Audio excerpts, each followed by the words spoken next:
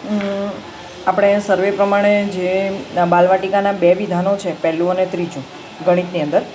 તો આપણે પહેલા અને ત્રીજાની અંદર આપણે ટીક કરવાનું છે અને એ પ્રમાણે પહેલાંની અંદર મૂલ્યાંકન કરવાનું છે. એ જ રીતે ધોરણ 1ની અંદર 6 ટ્રેકર છે, મતલબ કે પહેલું, બીજું, ત્રીજું, ચોથું અને 12મું ને 13મું. હવે આપણે જે બાકી રહે છે ટ્રેકર ધોરણ 2ના ગણિતના 24 ટ્રેકર, તો એની અંદર આપણને પેપરમાં જે હતા 1, 3, 3, 4, 6, 7, 8, 9, 10, 11, 12, 13, 14, 15, 16, પછી 18, 19, 20, 23, 24, પછી 27, 28 અને 29. તો આ જે 20 થયા, પણ આપણને જે 4 વિધાન જે બીજા કયા લેવાના છે, તો આપણે અહીંયા સમજીએ કે ધોરણ 2ની અંદર આપણને જે અહીંયા 3 રંગો આપ્યા છે કે આપણે પીળો કલર, પિંક કલર અને ગ્રીન કલર. હવે પીળા કલરની અંદર આપણા જે પેપર સિવાયના જે બાકી રહે છે એ છે 1 નંબર અને આ જે 5 નંબરવાળું ટ્રેકર જે છે એ ટ્રેકર નંબર 2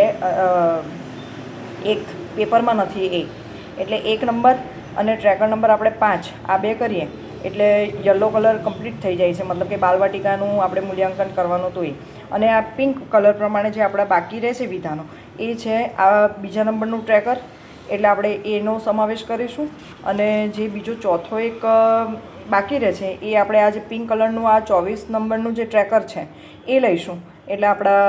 20 અને પ્લસ જે 4 છે એ પૂરા થાય છે અને એ પ્રમાણે આપણે પછી એનું મૂલ્યાંકન કરવાનું થાય છે.